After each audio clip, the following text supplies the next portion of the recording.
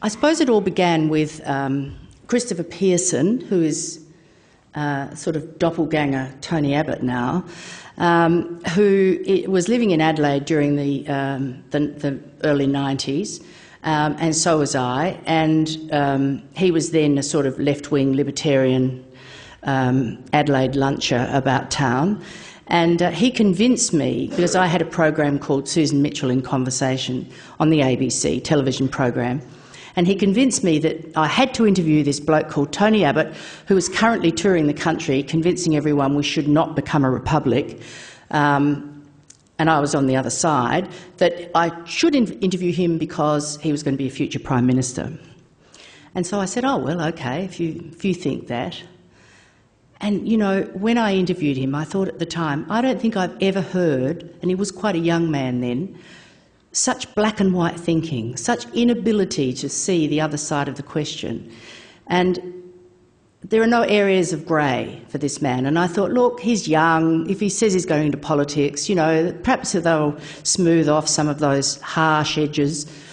And so I sort of watched his career throughout the rest of the time, watched Howard parachute him into a position in the Liberal Party, into pre-selection and then into a nice safe seat on the North Shore, which is where he came from, hardly ever moved out of it.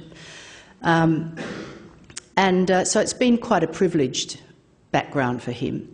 And I really thought, I don't really know very much about this man. I mean, the only thing that had been written was Michael Duffy's biography of both Latham and Abbott and how similar they were. And well, Latham sort of self-immolated, and I think a lot of people were thinking that Abbott would go the same way, but he hasn't gone the same way. And in fact, it wasn't until the 2010 election that he came within a whisker of fulfilling what he truly believes to be his destiny, which is to be the Prime Minister of the country, that I thought, I've got to look into this a bit further, because I suspect that there's a lot there that hasn't been written, that hasn't been said. I suspect that. So I chose, and a lot of people have asked me, well, why didn't you write a proper biography? I said, because I didn't want to write a proper biography.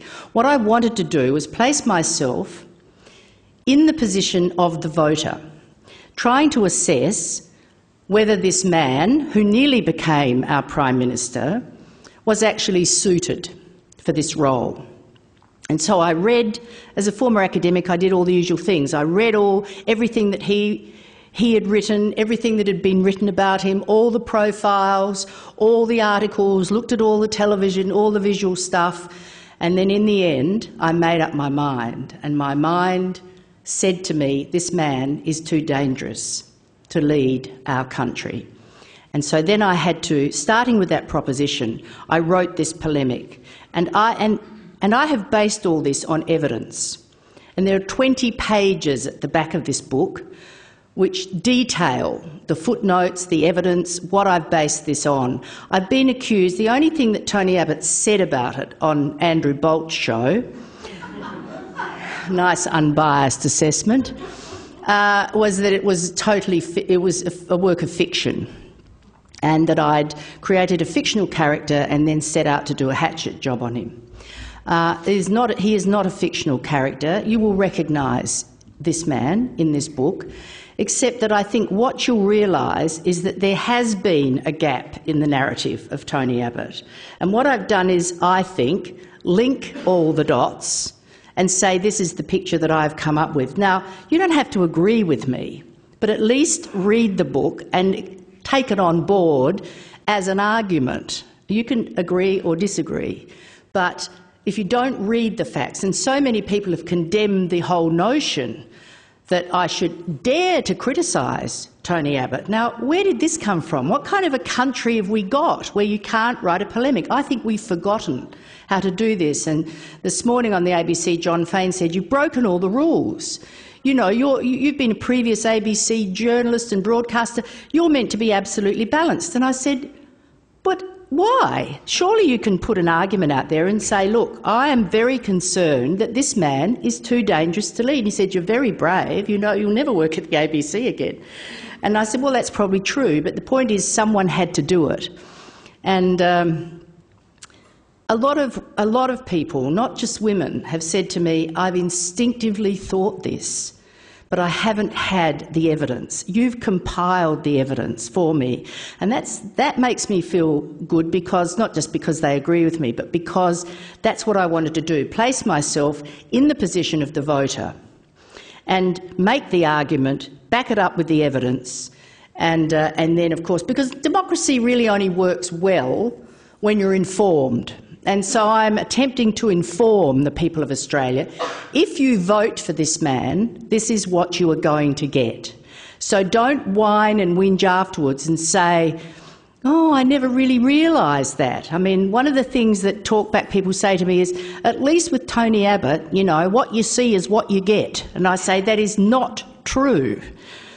What you see is not what you get. He is very, very clever with the media. He is stage managers every single night. Bob the Builder, you know, he's in a different fluoro jacket, in a different hat, but it's all controlled. I don't know why the taxpayers should be paying him to fly around the country and practice all his little skills and show him as a man of action either, really. But I suspect he's probably a bit manic and they have to keep him moving, or he might say the wrong thing and, you know, go off the track. I don't know. Anyway, so that's where I began, all right, with this quest. Now, I called it a man's man because I realised that right from the beginning he was treated differently because he was a boy. His family, he was the firstborn, and his father had grown up with an invalid mother and believed that this caused him not to have the necessary sort of masculine upbringing. So he was determined that his son was going to have this sort of masculine, gung-ho approach to living. He also believed that he was extraordinarily talented. Now, we have no evidence for why he believed this. A lot of parents believe this about their kids. But very few parents say right from the beginning, when they say, oh, what's Tony going to be when he grows up? His mother would say quite seriously, oh, he's either going to be Pope or Prime Minister. Quite seriously. And then he had 3 sisters after him, so they became a kind of Greek chorus behind the star. And even they have said there were 2 sets of rules in the Abbott family, one for Tony, who was allowed to sort of do what he wanted, and the other set of rules for the girls. So Tony was very early aware of the fact that being a boy was special in his home, and that being a boy entitled you to power, to influence, to all sorts of things that being a girl didn't entitle yourself to. Then he was sent to an all-male, and I say Catholic schools because they were. I've been accused of being anti-Catholic. I don't care what religion he is. I don't care if he's Calathumpian. My argument is that religion, we have a separation of church and state, and we believe in that. I think most Australians believe in that. And that if you allow this toxic combination of religion and politics to become too closely entwined, then you're in trouble. And I think that's also one of the things that has happened to Tony Abbott, and that's also why he's dangerous. It's not because he's Catholic, it's because he's allowed religion and politics to become entwined.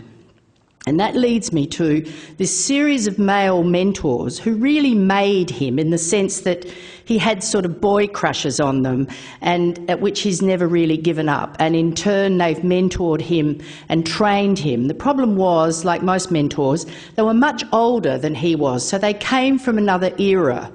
The problem is, he's still in that era. It is 2011 and he's still got the beliefs of men who were formed in the 1950s. Now, I know that sounds like a bit of a cliche, but in fact it is true, and it is backed up by the things he believes. So the first really big mentor was Father Emmett Costello, who was a Jesuit Riverview teacher, and who really believed that Tony should enter politics. He thought he was extraordinary. He trained him in Churchillian logic and Churchillian rhetoric. And you can still hear echoes of this. For example, when Abbott says, you know, I will fight every second of every minute of every day against the carbon tax. It doesn't take you long to work out where you've heard something like that before. His mother bought him books of famous English men who led their countries. He saw himself in this role right from the very beginning. And Father Emmett Costello was the one. Tony Abbott was pretty good when he was at school. He was dux of the school a couple of times. And Father Costello believed he was destined for great things, particularly politics. And he was different from most of the Jesuits because he came from a very rich family, he drove a Bentley, and he had very high connections within the Liberal Party and also within what passed for high society in Sydney at the time. So he made connections for Tony in that way. And so when Tony was leaving school, the other thing is when he was at school, the only other thing he cared about was sport, because that was, a real man had to be good at sport. And he only ever got in the seconds in rugby and rowing. And that really got up his nose and so he invented, and you'll hear this, he's always got an excuse for why he's never wrong. He invented a conspiracy theory that they were all just jealous of him because he was so talented and that's why he didn't get in the top team. And so when Father Emmett Costello was the major referee for him, eventually after university to get him to Oxford, he really wasn't interested in the study. In fact, his degree is pretty ordinary, but he got a blue. He got a blue in boxing, and that's because he tried to get into the rugby and he tried to get into the rowing and he couldn't into the first teams. His main aim, so that he could go back to Riverview and he could say, "See, you should have put me in the first team all along because I am a winner." So this is the concept that he's got in his head about himself, which is why he gets hysterical if he looks as if he's never going to be a winner. Okay, so then he goes from there. He goes to from Riverview. He goes to university. So he's been trained by Father Emmett Costello, a celibate Jesuit priest in an all-male institution with all the values, all the attendant values, and all their attendant attitudes about women and women's place in the world, men's place in the world, and the right order of things as they see it. And then he goes to university, and his main aim is to enter student politics because by this time he's come in contact with B.A. Santa Maria, who most people realise was one of the agents that caused the split in the Labor Party off into the DLP. And Santa Maria has really inspired him because Santa Maria has enabled him to understand how you can mix religion with politics, and you can do both. And he believes that you can, quote, "Politics is a way of giving glory to God in the human sphere." And Tony Abbott now freely admits that that's probably his major influence in life. He continued to see Santa Maria throughout his life, and when Santa Maria died, he said he was one of the greatest living Australians. And Santa Maria was totally unapologetic about the fact that he believed that priests should instruct people how to vote, like for the DLP, from the pulpit. And many people of that era remember that, and many Catholics were disgusted by it, that they were being dictated to. But Santa Maria believed that was the duty of a good Catholic, was to give glory to God in the human sphere. And so that really impressed Tony Abbott. So where Santa Maria was fighting the communists, Tony Abbott took on the feminists and the gays, which are still his enemies, because he doesn't believe that these people have a right to equality. Now, I cannot believe that in 2011 we would actually even consider electing a Prime Minister who didn't believe that women were equal to men. Okay, so he was totally anti-homosexual. He was certainly anti-gay liberation. He loathed feminists, and I've detailed all the things he said about feminists and feisty feminists like me, and he thought that all this was just a fad or a fashion. He likes any change in the world that attacked the status quo, that went against what his mentors had taught him, was a fad or a fashion. Well, of course, gay liberation did not turn out to be a fad or a fashion, and neither did women's liberation. And through those struggles, we changed the law and we've moved on. But he hasn't. moved on, and that's why he's dangerous. That's the first thing. And also, just in terms of his objection, when he was on the student council, the first Mardi Gras was held, and there was a lot of police violence, unnecessary police violence against gays in that first Mardi Gras. And the SRC put forward a motion condemning the police for the unnecessary violence. There was one person who abstained from that. Guess who? Tony Abbott. So even though he knew those people had been attacked without any provocation, they were gays, and so he wasn't going to vote for it. So this is where we're building this picture, okay? So then he goes to Oxford, and the first person he meets, his big claim to fame was that he was going to replace photographs of Che Guevara with photographs of the Pope and the Queen in the student, in the student council. Again, he was in an all-male college, all-male Catholic college. Everything was being reinforced with this very narrow view of the world. He spent most of his time with men, drinking, playing rugby, being a good boyo during that period. So he goes to Oxford, and his main aim is to get a blue, and he can't get it through rugby. So he makes a very good friend out of a Jesuit priest, and who says, "Why don't you try boxing?" Buys him a skipping rope and says, "Get fit." There's not a lot of English people around here who box very well. We need a good tough Aussie. So he does that, and in fact he wins. He wins his first blue, and the Oxford coach was pretty clued up, because before Tony went on and was sort of firing himself up, he said, "All Aussies are poofters." And Tony went absolutely ballistic, and evidently his style of boxing is very familiar to you, because it's his style in politics. He's like a whirling dervish. He just has endless punches to the head, one after the other, again and again and again. And I think, this is the way. It's endless attack. So, okay, comes back from there, and even his marker, and this is in the book, said that Tony Abbott should really question his black and white thinking. That everything for Tony is black and white, all right? There's no room, no areas of grey. And he's right, and the others are wrong, and that's all there is to it. And there's no question about that. So he comes back, he doesn't really know what he's going to do. Pope or Prime Minister? Pope or Prime Minister? He chooses Pope. And he goes to St Patrick's Seminary. Now, normally you would expect someone who's been educated by the Jesuits, good intellectual order, to go to the Jesuit seminary. No. Why? Because the Jesuits don't become archbishops or popes. So let's just concentrate. So he goes to St Patrick's, where he meets a whole group of people who are gay, which absolutely terrifies the wits out of him. And they're all quite openly gay. And also they want to discuss things. And he just thinks, but this is all signed, sealed and delivered. They want to talk about whether the miracles were really true. I mean, excuse me? He's worked all this out. He doesn't want to waste his time doing this. So in the end, he quit that. I do think he genuinely wanted to be Archbishop, and it probably explains his attraction to Archbishop Pell later on, who became his personal confessor, and who was also very heavily influenced by Santa Maria.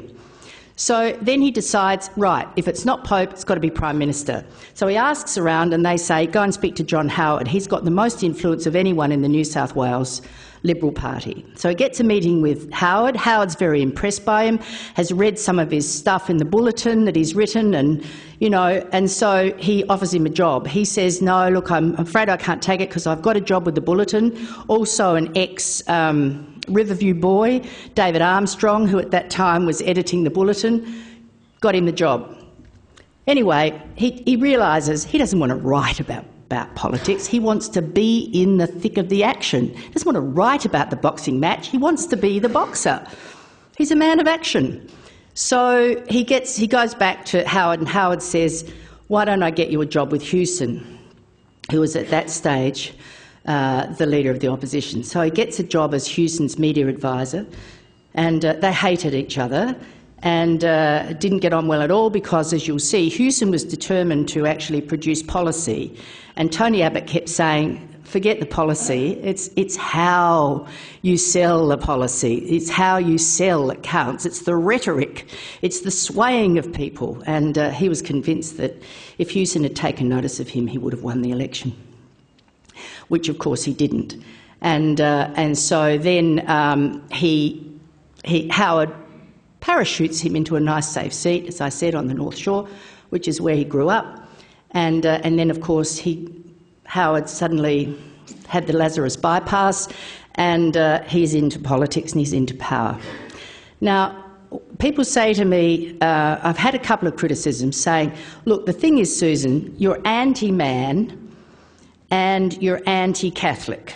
And I said, well, for a start, I'm not anti-man, and I don't care about what religion people are. Malcolm Turnbull is also a man and a Catholic, last time I checked, and I have no objection. No, he's not a left, he's in the Liberal Party. But I have not, because he believes in the science of climate change. He doesn't just dismiss it. I don't know what Tony Abbott, if anyone knows what Tony Abbott really believes, because they always say he's had more positions in the Kama Sutra about it, he just goes with the populist wave, and he saw it as a wedge and he used it, and he defeated Turnbull by 1 vote.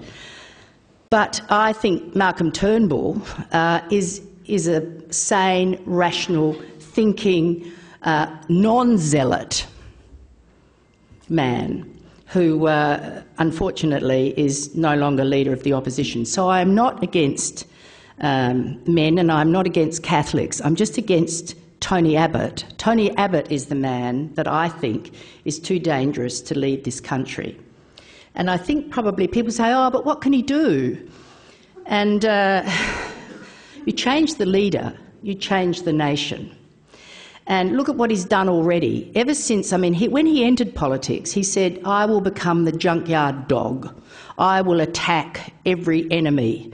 So everything's a war, all right? Because, but we're not in a war, we're actually in a peaceful democracy. And I think we have to learn to listen and negotiate. And one of the reasons he didn't become the Prime Minister of the country was because we now hear that people like Windsor and some of the other independents were insulted by the way he just didn't take them seriously. He didn't listen. It was like, I'll throw money at you, now put me in. Or he said to Windsor, you know, look, I'm so desperate to get this, you know, I'll do anything but sell my ass, and even then that might be negotiable, you know. Now, as much as, and even that's sort of homophobic, but that's really how desperate he is to get this, because you see, he hasn't become Pope. He hasn't even become Archbishop, so he's only got Prime Minister. If he doesn't get this job, as Keating says, it's almost like, if you don't give me the job, I'll wreck the country. And there's no end to his wrecking in order to get the job. So that, this makes him extremely dangerous, because otherwise his whole life has been a failure, and he can't even bear to be in the second team of the rowing and the rugby football, let alone having come second to a woman who was an atheist and unmarried and a feminist and all these things that he's loathed all his life. So he's done a pretty good job demonising her and any other woman who's aspired to power. He is a very, very good junkyard dog. But do we need a junkyard dog as a Prime Minister? I'm of the view that we don't. And I suppose the one thing that sticks in every woman's mind is when he was Minister for Health and RU 486, which was the non-surgical abortion drug, was due to come into the country, and due to a deal that Howard had done, you think those people are leaving because... Are you an Abbott staffer? Okay. I've already had, according to the internet, there were always a few Abbott staffers in the audience, and so it'd be nice if they just declared themselves, I think. I'm quite flattered that he would send a staffer along to listen. Anyway, where was I? Oh yeah, RU 486. So he made it quite clear that he was going to use the power of veto. And it took 4 women from 4 different parties to prevent him from using this power of veto. Howard put it to a conscience vote, and I have to tell you that there were plenty of men, also Catholics, in the Liberal Party who voted against Abbott, who did not believe that you mix religion and politics, and who also believed, and said so, that a woman has a right to choose what she does with her own body, which of course, and that's what the big "get your rosaries off my ovaries" cry was from the Greens, because he didn't really seem to understand that women actually were autonomous and that they had a right to decide. He also tried, it was the viciousness, and we've seen lots of evidence of this, the viciousness with which he attacked any woman who'd had an abortion. He said it was a stain on our national character. He said it's not as if having an abortion is like having a wart or a cyst removed. He totally failed to understand that women do not go lightly into having abortions, that there is a great deal of angst and concern that goes into making that decision. He was totally insensitive. They say about 1 in 3 women have had abortions in this country. He was totally insensitive to the stress and the pain that decision might have caused them. He continued to call it a national disgrace, and even Peter Costello said it was really quite a rational debate, apart from Tony Abbott calling an abortion murder. So that's the way he goes at things. It's his way or the highway. And I also think that's a dangerous thing in a Prime Minister. I like to think that we'd have a Prime Minister that would listen to other people's points of view, that did believe... Am I getting the signal from anyone? How am I going? Yeah, sorry. That did believe that we're all equal, gay, women, whatever, and I would just like you to read the book and consider my argument and make up your own mind, because for democracy to work, we have to be informed. So thank you very much for hearing me out today.